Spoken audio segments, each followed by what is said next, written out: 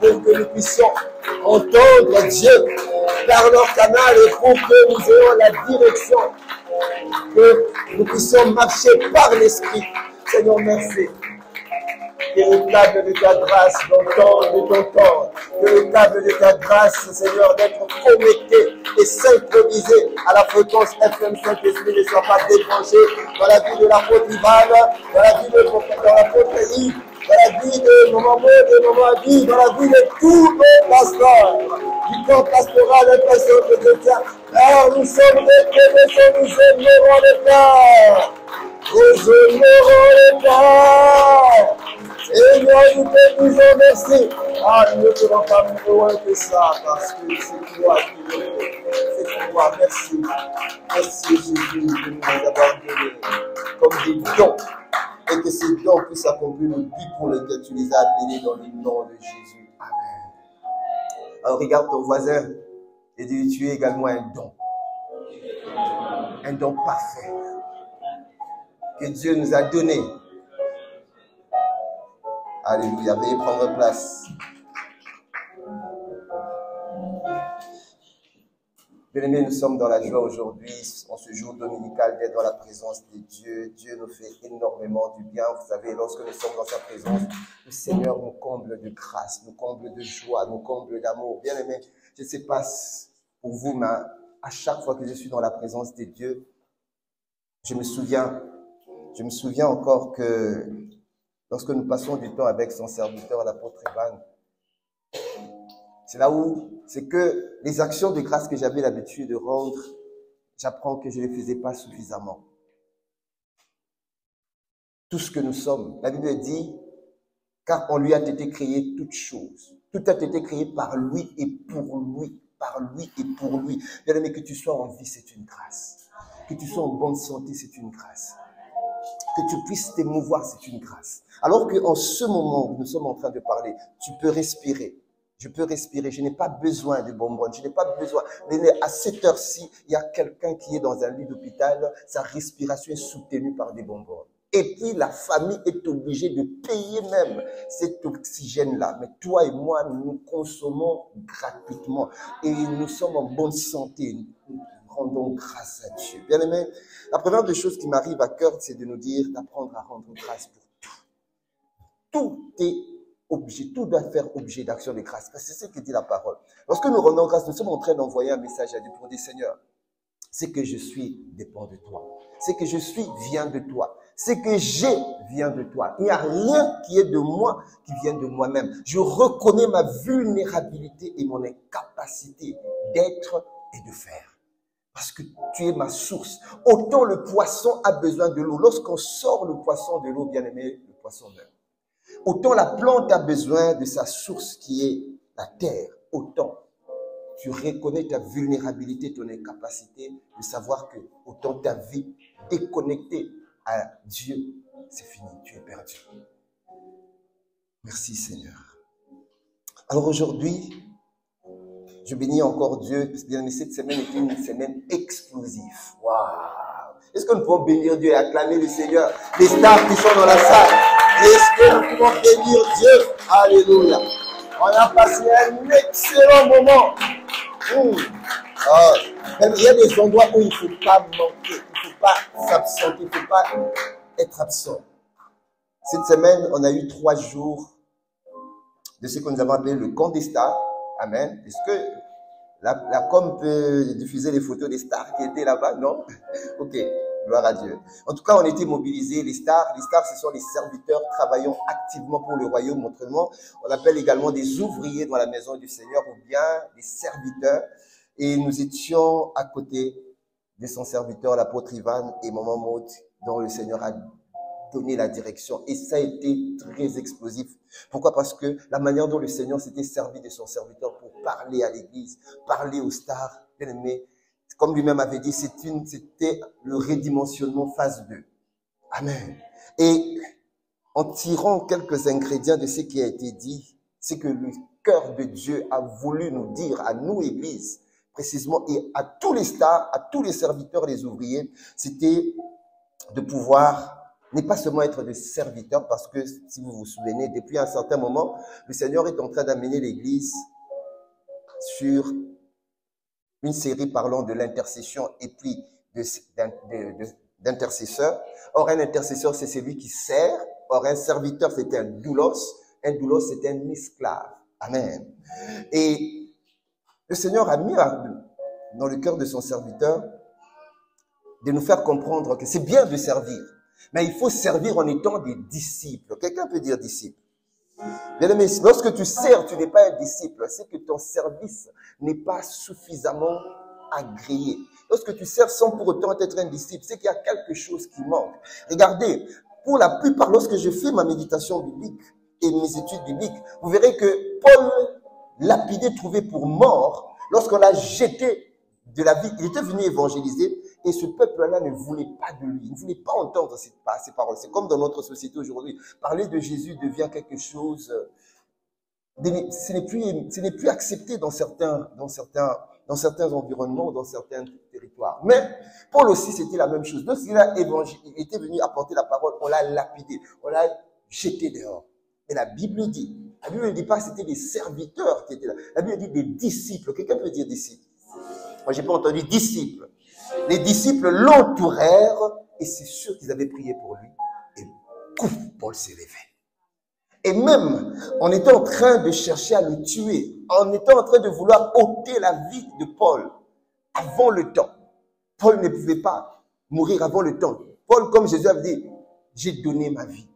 Paul, les disciples l'ont dit, nous avons reçu, comment est-ce que nous pouvons te faire échapper de ça? Ils ont pris une corbeille, ils ont mis. La Bible dit c'était des disciples. Bien aimé, tu as besoin de ne pas seulement être serviteur, mais être un disciple pour servir Dieu. Amen. Et son serviteur nous avait dit que les disciples, ce sont ceux qui sont des suiveurs, l'art de suivre. Alors, lorsque vous exploitez, vous mettez vos projecteurs sur la parole, vous verrez que parmi ceux qui avaient l'art de suivre dans la Bible et dans leur vie a eu un impact.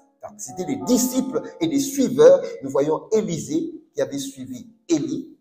Et c'était un simple frère, un simple serviteur, parce qu'il avait accepté d'être disciple d'Élie et de le suivre. Mais Élisée est devenu prophète.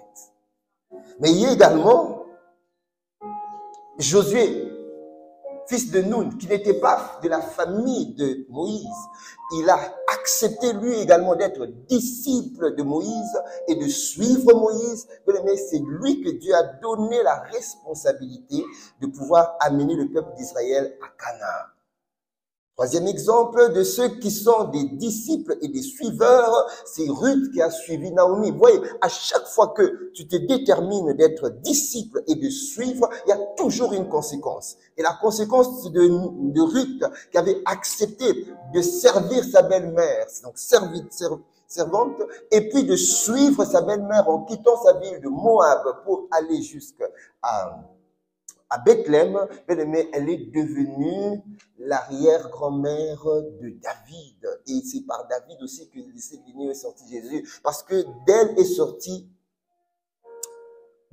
Obed, et de Obed est sorti Isaïe, et Isaïe est sorti David, le père de David.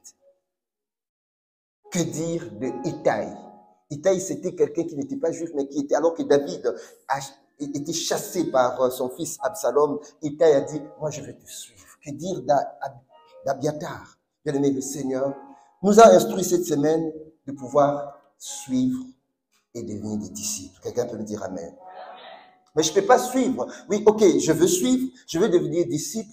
Mais bien aimé, un disciple, c'est celui qui a les fardeaux de Dieu. C'est lui qui est enceinte des fardeaux de Dieu. Et Dieu, dans son amour, dans sa volonté, veut que nous puissions tomber enceinte de ces fardeaux.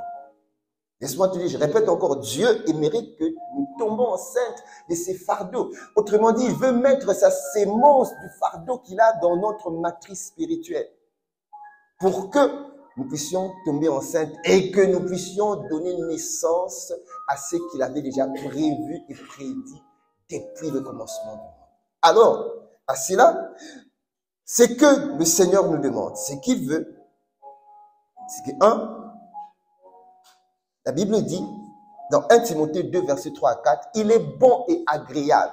Regardez, c'est ça le fardeau de Dieu. Il est bon et agréable.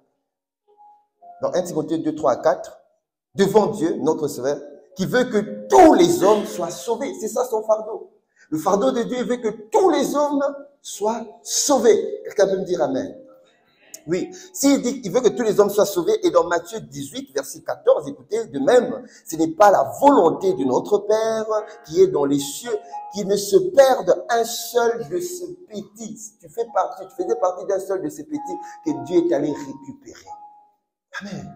Ça, c'est la volonté de Dieu. Ça, c'est le fardeau de Dieu. Alors, avec ce fardeau, Dieu cherche maintenant des personnes qu'il peut envoyer, qu'on appelle pas seulement des serviteurs, mais des croyants, des serviteurs et des disciples messagers. Et des disciples messagers, ce verset, nous le connaissons, nous avons l'habitude de le lire. Ézéchiel 22, verset 30, il dit, je cherche parmi eux un homme pour élever le mur et se tenir à la brèche, je n'en trouve pas. Je prie, bien-aimé, que Dieu, ce matin, puisse te trouver, toi, parmi les hommes et les femmes qui cherchent dans la ville de Temple, dans ta famille, pour élever les murs, afin que les flèches des contagions et de la peste ne puissent pas pénétrer la vie de tes frères, de ton frère, afin que les brèches qui ont été ouvertes, que tu sois celle ou celui qui peut boucher ces brèches dans le nom de Jésus.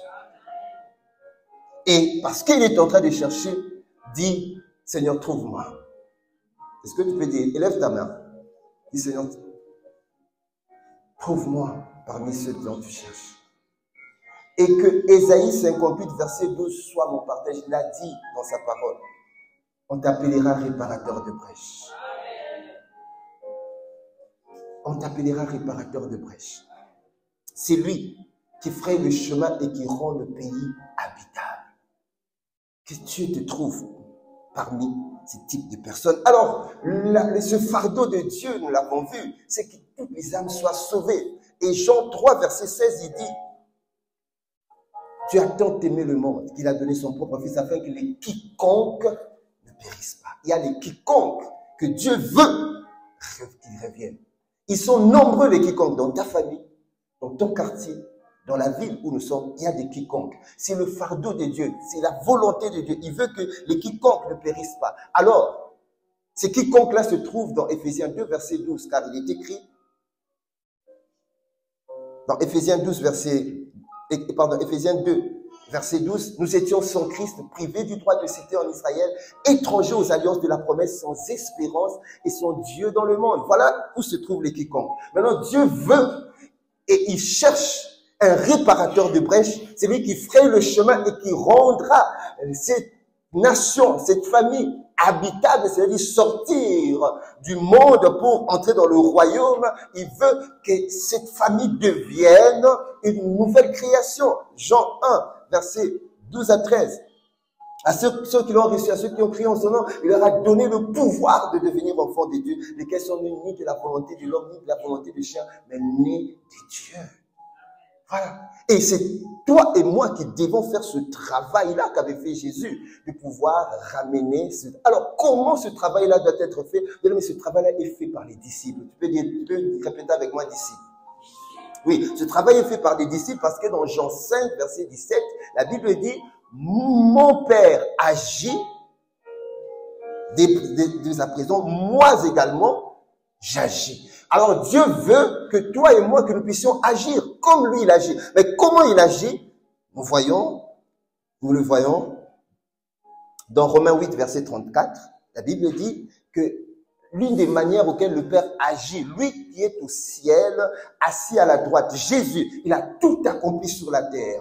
Il a dit tout est accompli. Il a réalisé sa mission. Le but pour lequel le Père l'avait envoyé, il est retourné au ciel s'asseoir à la droite du Père. Bien aimé, assis en train de jouir la gloire des archanges, des anges, des chérubins, de tout là au ciel.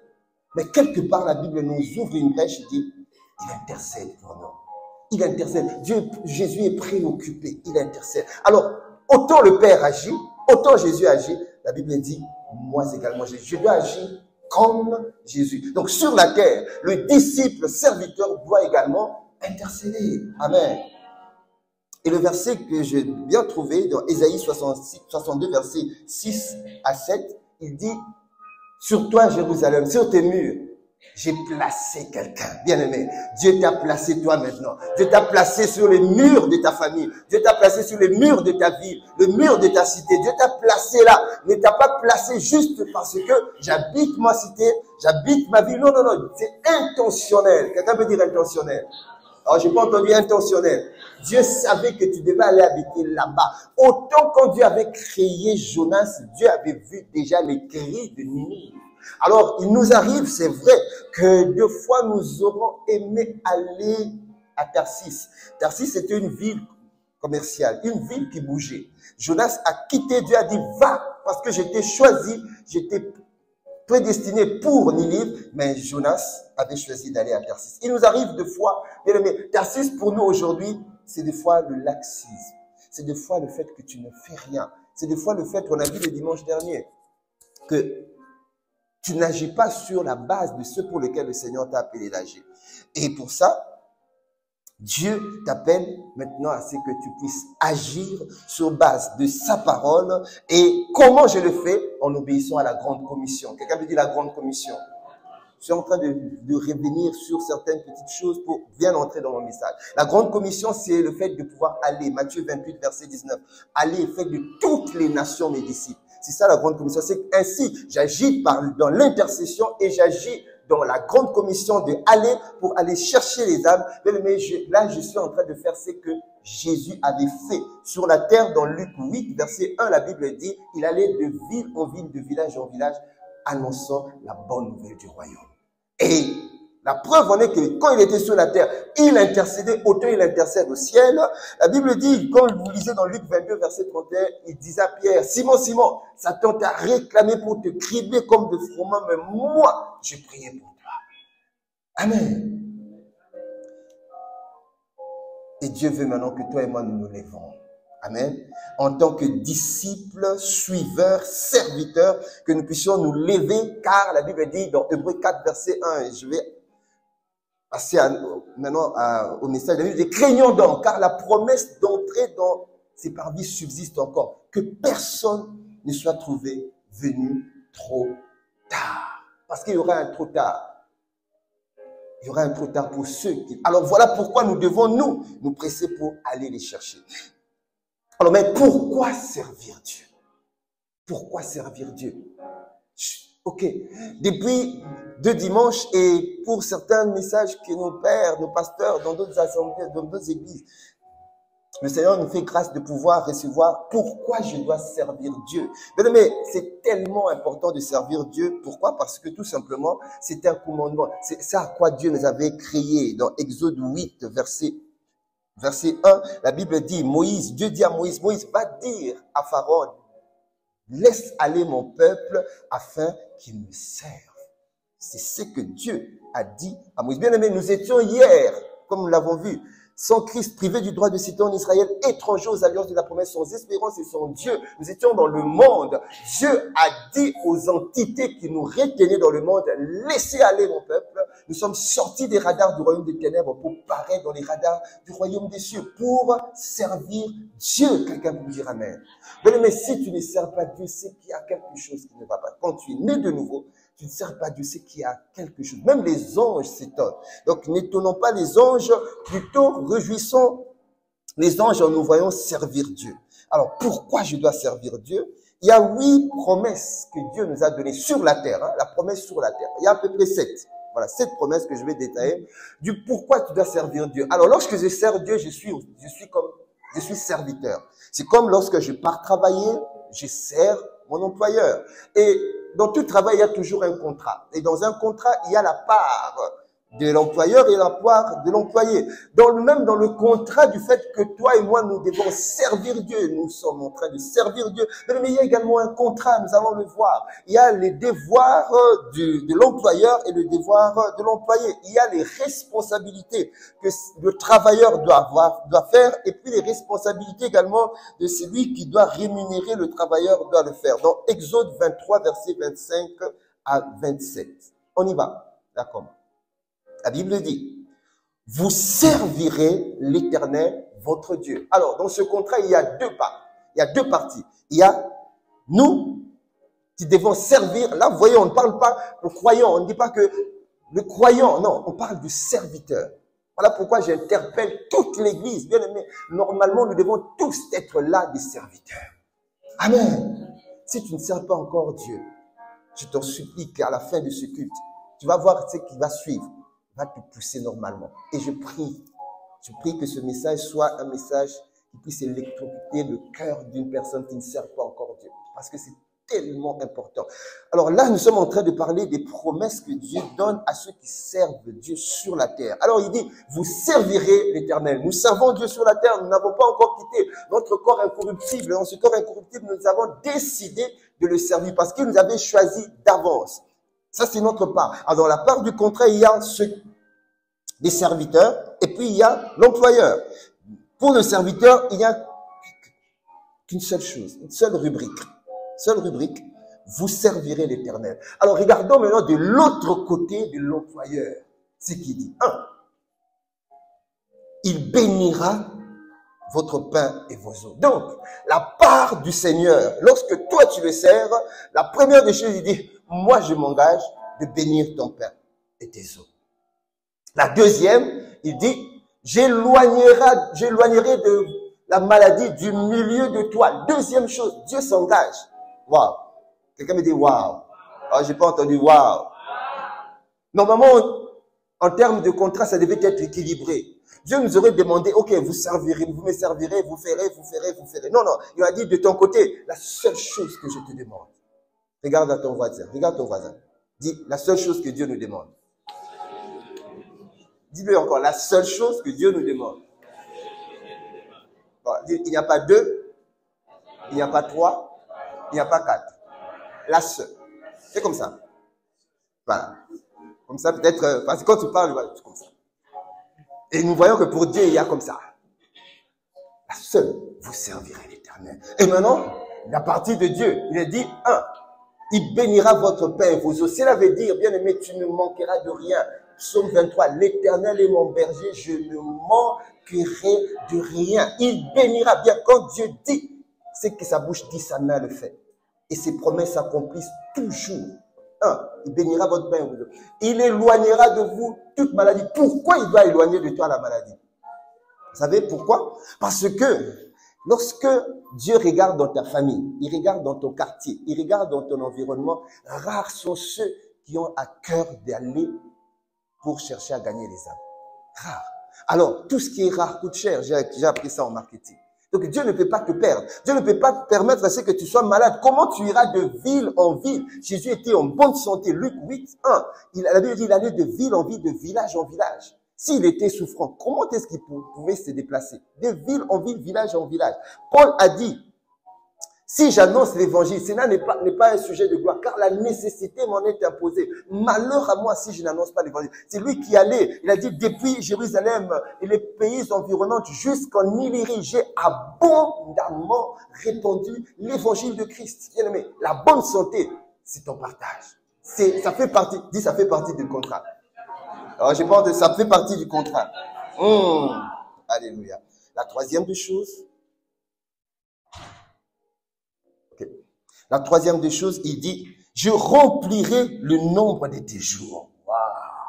Voyez la part du contrat. Donc, tu ne mourras pas de manière prématurée. Non. Dis, je ne mourrai pas de manière prématurée.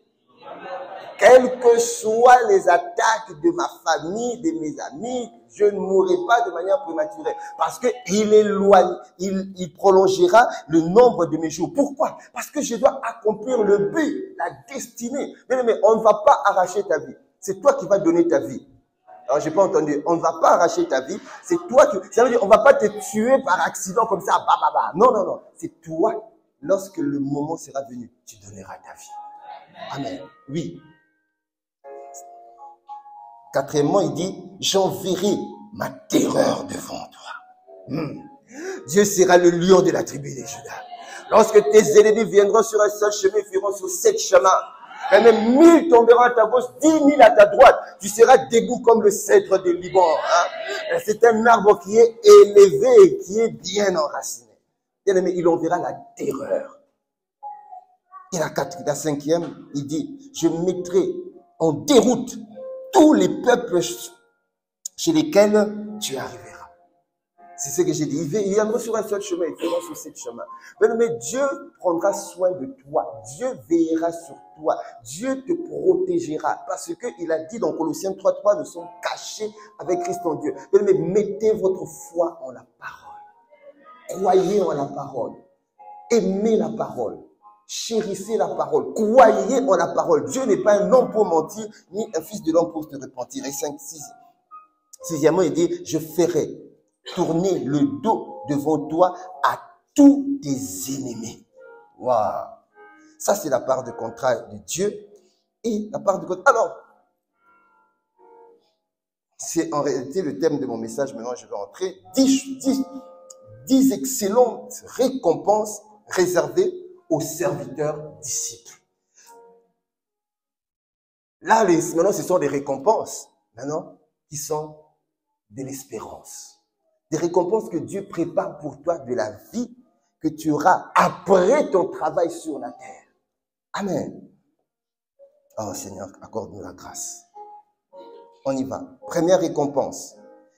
Autrement dit, lorsqu'on donne la récompense à celui qui travaille, on donne la récompense à celui, bien aimé, personne là où il travaille ne peut avoir une récompense salariale, ne peut avoir une récompense d'être actionnaire de l'entreprise, ne peut avoir une récompense d'avoir des obligations de l'entreprise, bien aimé, s'il n'est pas salarié. Après, je peux aussi acheter des actions, mais quand je suis déjà salarié et que je travaille bien et que l'entreprise donne des actions ou bien des obligations auprès de ses salariés, bien aimé, c'est que je suis éligible.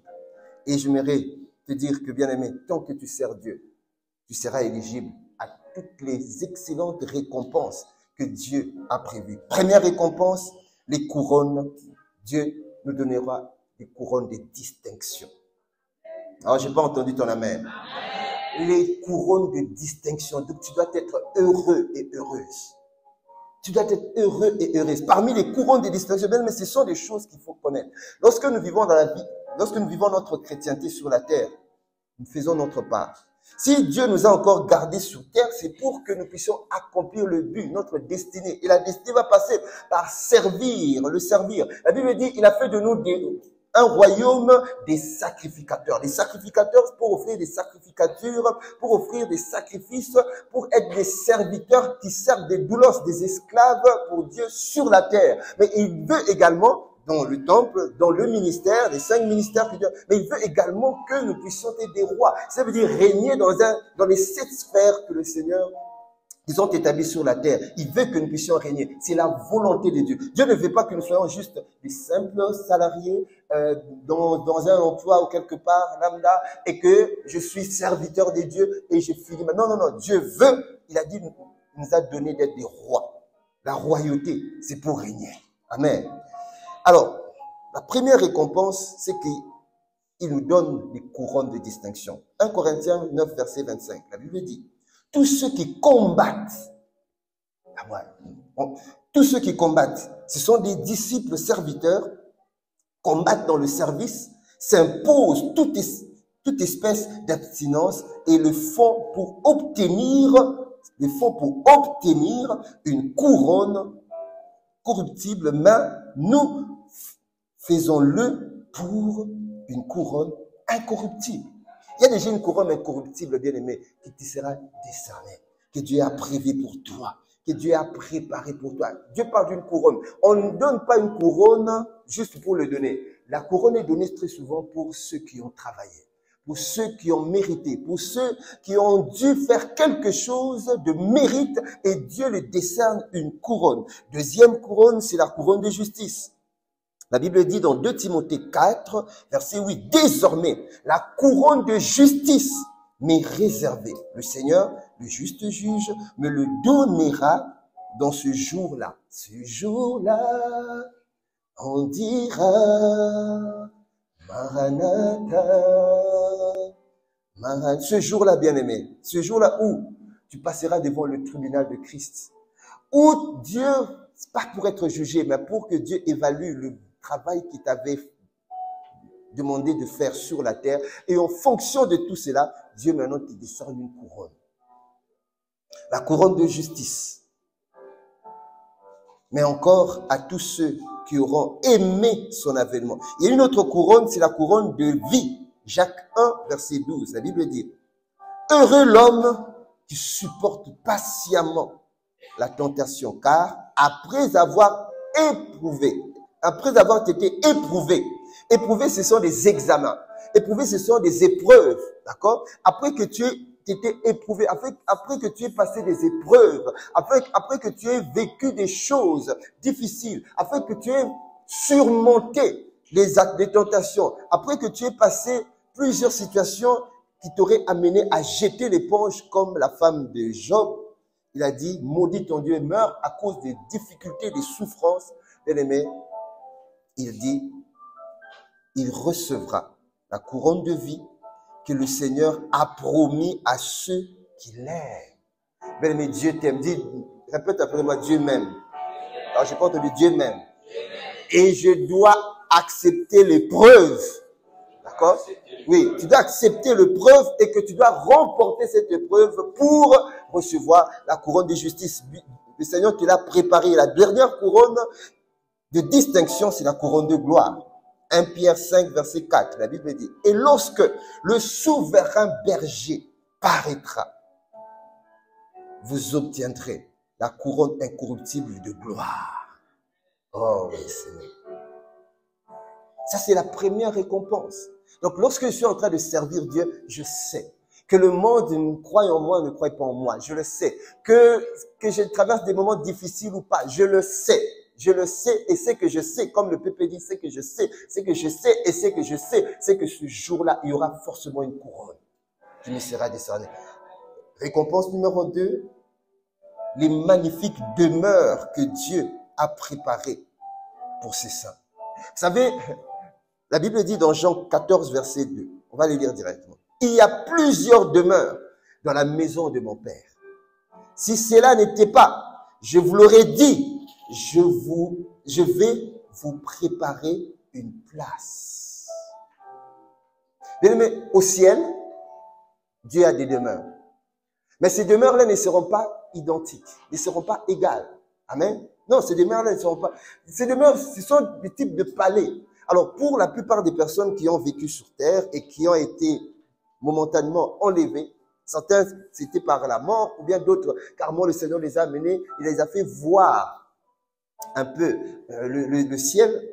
Certains, en revenant, en témoignant, ils ont dit, waouh, nous avons vu des demeures, nous avons vu des palais, tout est beau, tout est grand. Mais s'il y a de l'eau sur la terre, c'est qu'il y a de l'eau au ciel.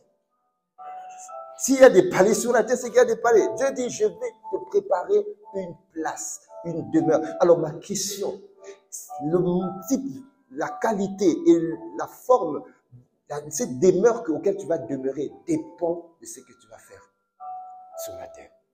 Il y a certains qui auront que des studios et d'autres auront des véritables palais, buildings, pour avoir beaucoup travaillé.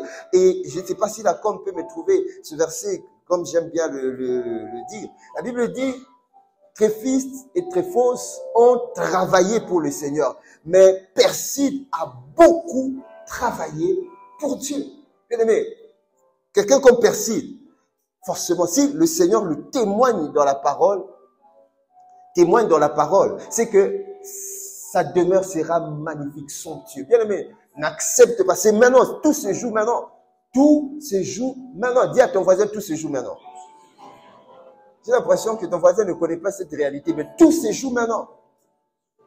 Tant que tu es encore en vie, bien aimé, tu peux préparer suffisamment ta demeure où tu vas passer la nuit. Tu verras la demeure des prophètes et de tous les saints qui ont vécu, qui ont beaucoup travaillé comme Perside. Ah oui, voilà. Tryphène et Tryphos. Je n'aimerais pas que tu sois parmi les Tryphène et Tryphos. Gloire à Dieu déjà, Tryphène et Tryphos ont travaillé pour le Seigneur. Gloire à Dieu. Mais la Bible dit, saluez Perside. Elle me dit, j'aimerais être dans la team de Perside. Alors, j'ai pas entendu, j'aimerais être dans la team de Perside. La team, c'est le groupe, hein. J'aimerais être dans le groupe de Perside. La bien-aimée. Ça, c'est Paul qui témoigne de cette femme. C'était une sœur qui a beaucoup travaillé pour le Seigneur. Alors, elle ne pouvait pas beaucoup travailler sans pour autant, un, qu'elle soit disciple, et deux, qu'elle soit servante. Amen. Troisième récompense, c'est la proximité avec le trône de Dieu. Voyez, tout ça, ce sont des récompenses. Voyez, ce n'est plus des récompenses terrestres. Rappelez-vous, les récompenses terrestres, on a vu. Il y a un contrat, Dieu a dit juste, un, de ta part, tu me sers, et de deux, de l'autre côté, moi, je te déroule plusieurs rubriques de ce que tu dois vivre sur la terre. Mais là, maintenant, c'est au ciel. Pourquoi maintenant tu dois privilégier la partie des récompenses célestes? Parce que ça durera pour l'éternité. Ne te dis pas, oui, bon, que je vais privilégier la partie des récompenses terrestres, ok. Vous servirez l'éternité, il bénira votre pain, vos eaux. Bien, mais à un certain moment, c'est que Dieu bénit pain et les eaux, ça va s'arrêter. Mais tu seras au ciel. Il éloignera de toi toute maladie. Oui, la maladie, c'est sur la terre, mais au ciel, il n'y aura plus de maladie.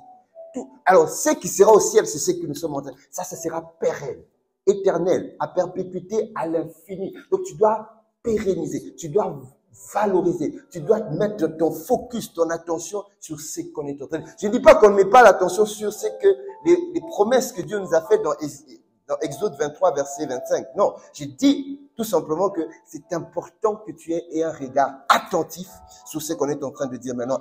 La promesse, récompense 3, la proximité avec le trône de Dieu. La Bible dit dans Apocalypse 5, verset 11 à 12. Je regardais et j'entendis la voix de beaucoup d'anges autour du trône et des êtres vivants et des vieillards. Et écoutez maintenant, leur nombre était des myriades et des myriades, des milliers et des milliers. Ils disaient d'une voix forte, l'agneau qui a été immolé est digne de recevoir la puissance, la richesse, la sagesse, la force, l'honneur, la gloire et la louange. Bien aimé, au trône, au ciel, il y a des myriades et des myriades et des myriades qui ne peuvent pas être comptées. Des archanges, des anges, des chérubins, il y en a beaucoup qu'on ne peut pas compter. Donc, autrement dit, on ne sait pas qui est proche du trône de Dieu. On ne sait pas. Mais regardez maintenant. Regardez, il y a quelque chose dans, maintenant, Apocalypse 4, verset 4, la Bible dit, autour du trône. Ah, là, on a parlé qu'autour du trône, il y avait des myriades des anges. Il y en avait beaucoup. Maintenant, là, le Seigneur est en train maintenant de nous préciser un peu. Là, on commence maintenant à donner une distinction. Autour du trône, j'ai vu, ça c'est Jean qui a dit, j'ai vu 24 trônes et sur les 24, sur ces trônes, 24 vieillards assis, revêtus des vêtements blancs, sur leur tête des trônes, des couronnes d'or. On ne donne pas une couronne sans pour autant que quelqu'un ait fait un travail. C'est que les 24 vieillards sont ceux qui avaient également travaillé pour Dieu pour mériter ces couronnes. Bien-aimé, je prie, afin que ta demeure ne soit pas loin du trône de Dieu et que tu aies des trônes d'or qui pourra également te rapprocher du trône de Dieu dans le nom de Jésus. Amen. Ça nécessite d'avoir travaillé, d'être disciple, suiveur et travailler pour Dieu. Seigneur, accorde-nous cette grâce. Les 24 vieillards, la Bible dit, ils jetaient même leur couronne. D'accord? Ils avaient l'habitude de jeter leur couronne à cause de la beauté, de la splendeur. C'était tellement sublime, c'était magnifique de voir la gloire de Dieu. Vous savez, tu ne peux pas regarder Dieu, au juste, il est illimité. Sa gloire est illimitée. Sa splendeur est illimitée. Sa beauté est illimitée. Donc, tout est beau, sublime, grandiose, magnifique, magnificent. Alléluia. Voilà pourquoi une maman qui a mis au monde un enfant, l'enfant a 2 ans. La maman quitte la terre. Tout le monde est en train, oui, tu as laissé ton enfant. Est-ce que tu peux revenir? Mais elle, lorsqu'elle avait reçu Jésus, là où elle est, dit, en tout cas, débrouillez-vous. Là où je suis tellement bien. D'abord, je suis sorti d'un corps corruptible. De la beauté de tout ce que je suis en train de voir n'a rien à voir avec votre terre. En tout cas, Seigneur, débrouille-toi. Trouve une maman pour que cet enfant-là puisse, de toute façon, Dieu est pourvoyeur. Amen. Dieu trouvera. Mais la beauté de ce qu'on voit là-bas n'est pas comparable. Voilà pourquoi, bien-aimé, je t'en supplie de pouvoir valoriser ce que nous sommes en train de dire. Celui qui sert Dieu toute sa vie et celui qui n'a pas servi Dieu toute sa vie, bien-aimé, n'auront pas la même proximité. Le brigand qui était à la croix quand Jésus était, lui n'avait jamais servi Dieu.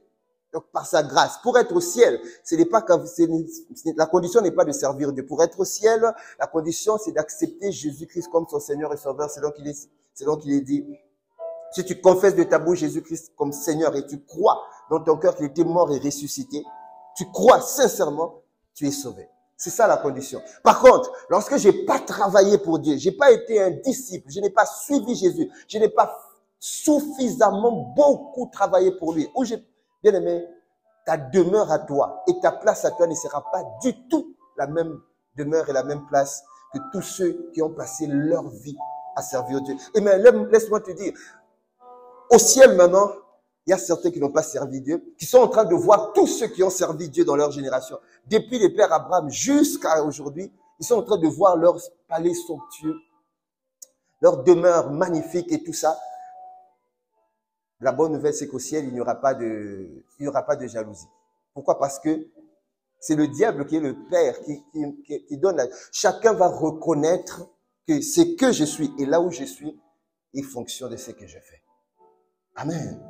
Alors, Seigneur, accorde-nous la grâce d'en être conscient. Récompense 4.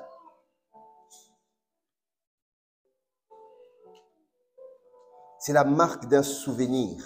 Il y aura une marque d'un souvenir au ciel par rapport à toi, par rapport à ton nom. Apocalypse 21, versets 11 à 14. La Bible dit, ayant la gloire des dieux, son éclat était semblable à celui d'une pierre très précieuse, d'une pierre de jaspe transparente comme du cristal.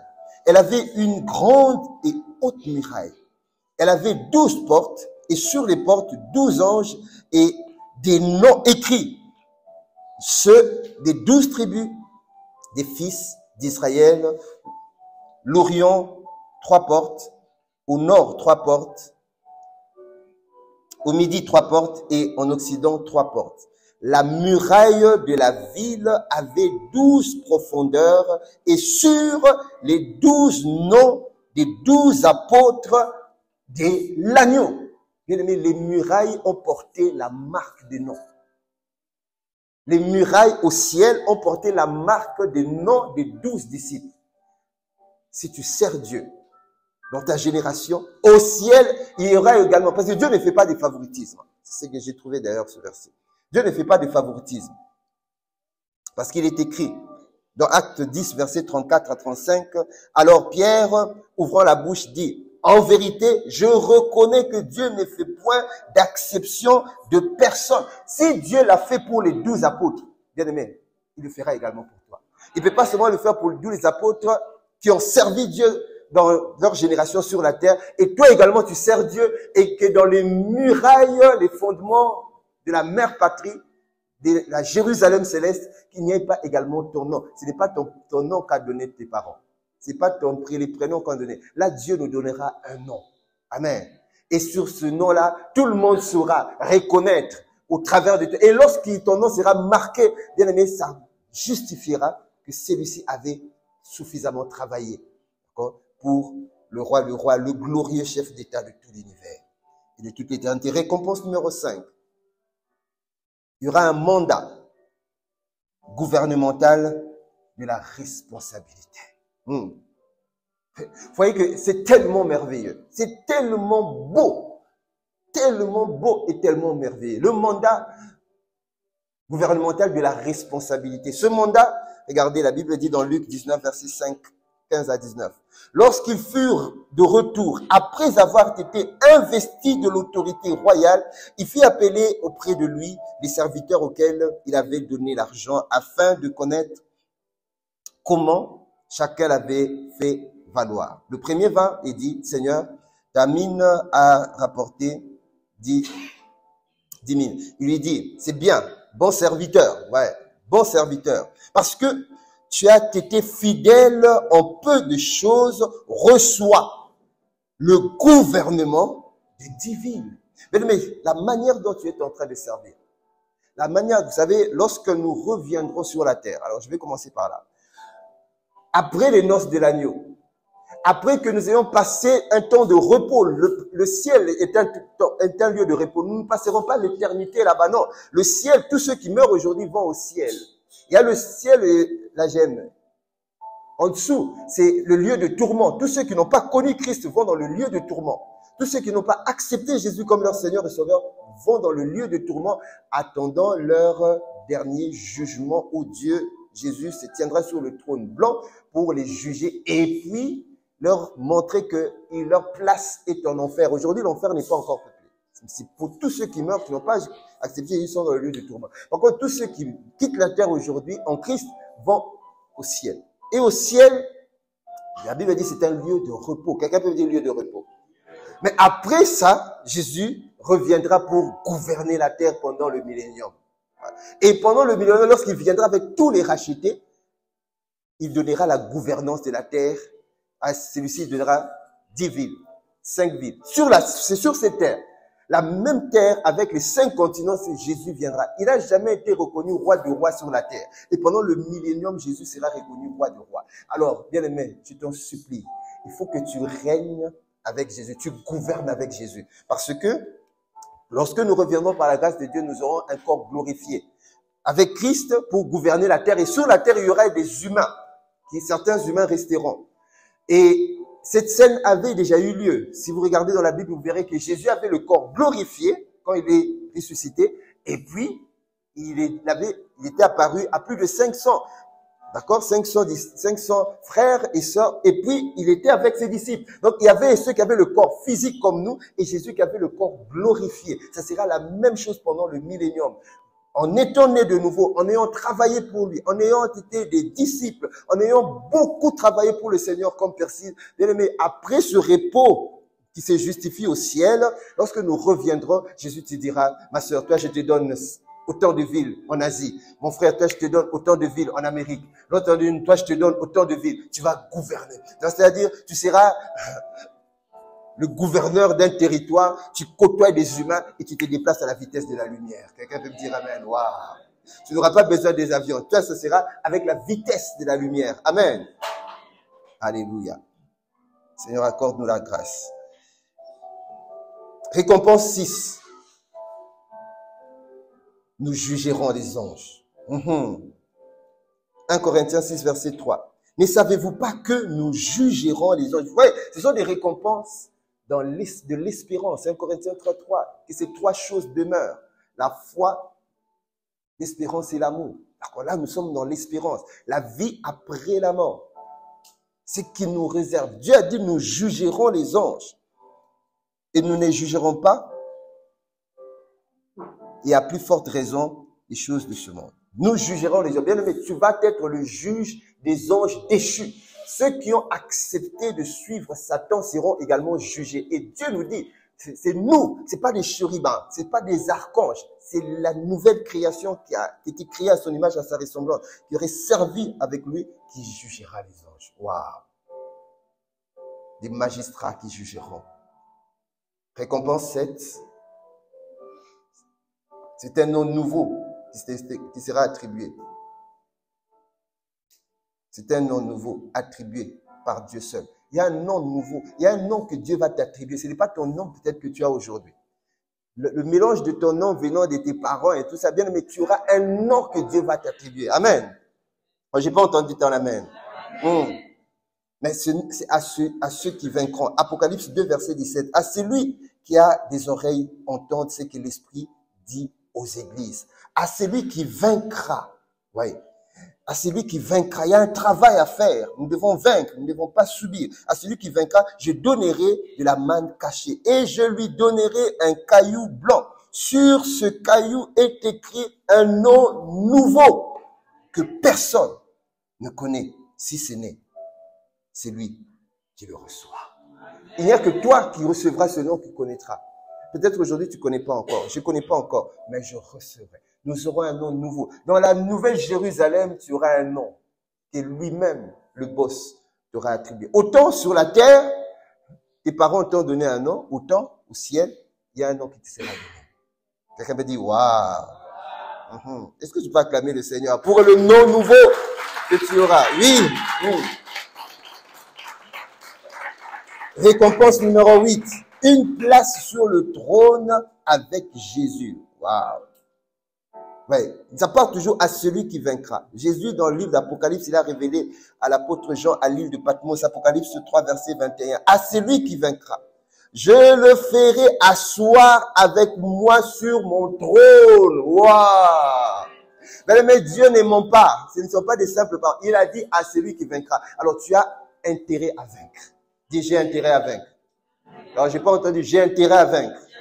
Mais tu as intérêt à vaincre. Parce que il dit, tu seras assis. Il n'a pas dit ça aux archanges. C'est là où Satan était un peu furieux. Lucifer. Mais j'ai été créé avec l'éclat, avec toutes les pierres. Mais Jésus n'avait jamais dit à Lucifer qu'il sera assis sur le trône. Lui, quand vous lisez le livre d'Ézéchiel, et puis de Daniel, vous verrez qu'il a dit, je mérite être semblable à Dieu pour m'asseoir sur le trône du Très-Haut. Semblable. Mais toi, tu n'as pas demandé ça. Lui, il est allé chercher de manière brutale. Mais toi, tu n'as jamais demandé. Mais ton Créateur te dit, ton Père te dit, tu seras assis avec moi. D'accord? Sur le trône. Avec mon Père sur le trône. Waouh, Seigneur, merci. Récompense numéro 9. Des nouveaux vêtements glorieux te seront donnés. Oui. Des nouveaux vêtements. Ce ne sont pas des habits que tu portes là. Des habits glorieux. Apocalypse 3, verset 5. C'est lui qui vaincra sera revêtu ainsi des vêtements blancs. Et lorsque j'ai fait mes études, tous ceux qui auront servi Dieu sur la terre n'auront pas les mêmes vêtements, bien-aimés. Il y a certains qui auront des vêtements qui seront encore beaucoup plus glorieux. C'est comme un peu la tenue des militaires. Il y a ceux qui ont, quand tu regardes la tenue d'un général et d'un caporal, d'un lieutenant, c'est différent. Voilà pourquoi tu as intérêt, bien-aimé, à pouvoir servir Dieu. Accomplir le but pour lequel il t'a appelé et manifester sa gloire. Et la dernière récompense, c'est le témoignage public. Jésus témoignera publiquement de toi. Le témoignage public de Jésus, de son travail devant les habitants du ciel. Jésus va témoigner publiquement de toi. Je répète encore, Jésus témoignera publiquement de toi. Voilà pourquoi tu ne peux pas avoir honte de lui, parce qu'il n'aura pas honte de toi, il veut témoigner publiquement. Apocalypse 3, verset 5. C'est lui qui vaincra. Il y a toujours le mot vaincre. Sera revêtu ainsi de vêtements blancs. Je n'effacerai point son nom du livre de vie et je confesserai son nom devant mon Père et devant les anges. Waouh! Est-ce que tu peux acclamer Jésus? Je finis par là. Il confessera ton nom. Il confessera ton nom. Il confessera ton nom devant son Père et devant les anges. Lorsque Dieu n'a jamais confessé le nom d'un ange, mais le nom qu'il va te donner, il va le confesser publiquement. Waouh! Alléluia. Seigneur, merci pour les promesses que tu me donnes de te servir sur la terre, mais merci également pour ce qui adviendra pour l'au-delà. Il n'y a pas que 10 récompenses, il y en a plusieurs. Je n'ai tiré que 10. Nous allons incliner nos têtes. Alléluia. Rebos. Seigneur, accorde-nous la grâce.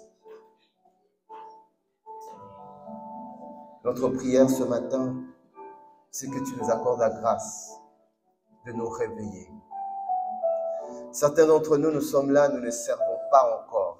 Alors que tu as dit dans Exode 8, verset 1, Moïse va dire à Pharaon, laissez aller mon peuple pour me servir. L'ordre était sorti depuis ton trône, de dire aux entités de nos familles, de nos quartiers, de nos villes, de nous laisser aller pour que nous puissions revenir dans le royaume, pas pour que nous soyons des simples croyants des dimanches, non, pour que nous puissions te servir. Alors nous t'en supplions. Nous t'en supplions.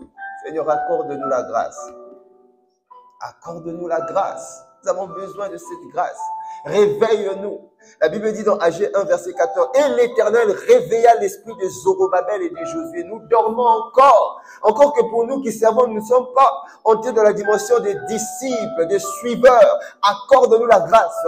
Que nous ne restions pas seulement des dimancheurs. Que nous ne restions pas seulement des serviteurs. Mais que nous puissions devenir des véritables suiveurs et des disciples. Comme tu nous as dit, Élisée a suivi Élie. Josué a suivi Moïse. que nous puissions te suivre. Paul a dit, soyez mes imitateurs comme je l'ai su pour Christ. Et accorde-nous cette grâce, que nous ayons les pieds sur terre, la tête au ciel. 1 Corinthiens 13, 13, tu as dit que ces trois choses demeurent, que l'espérance demeure, la foi, l'espérance et l'amour. Accorde-nous la grâce. Aujourd'hui, tu nous as fait miroiter. Tu nous as ouvert les yeux sur ce qui se passera. Alors que nous ne puissions pas être ignorants pour les lentilles et les épreuves, les séductions, la distraction de ce monde. Que nos regards soient tournés vers le ciel dans le nom de Jésus le Christ. Nous te disons merci de réveiller ton Église. Honneur, gloire et puissance ne reviennent qu'à toi dans le nom de Jésus. Amen. Alors avant que je puisse donner la micro, bien-aimé, j'aimerais appeler, lancer l'appel, bien-aimé. Toutes ces choses que nous venons de dire ne peuvent pas arriver si la première des choses n'a pas été faite. Comme nous l'avons dit, quitter le royaume de ténèbres pour paraître dans le royaume des cieux. Éphésiens 2, verset 12. Nous étions sans Christ, privés du droit de citer en Israël, étrangers aux alliances de la promesse, sans espérance et sans Dieu dans le monde. C'est-à-dire, si tu es encore Adam, bien-aimé, ces choses, tu seras loin de tout ce que nous avons dit. Il faut que tu deviennes une nouvelle création. Jean 1, 12. À ceux qui l'ont reçu, à ceux qui ont cru en son nom, il leur a donné le pouvoir de devenir enfants de Dieu. Le Seigneur veut ce matin te donner le pouvoir de revenir à lui. Que tu sois né de nouveau. Que tu puisses garantir ton éternité afin que tout ce que nous avons dit ce matin soit ton partage. Si tu n'as jamais donné ta vie à Christ, bien-aimé, lève juste ta main. Et pas honte. Il a dit, celui qui aura honte de moi, j'aurai honte de lui. Tu lèves juste ta main et tu te tiens debout. Nous allons prier pour toi. Si tu n'as jamais donné ta vie à Jésus, lève juste ta main.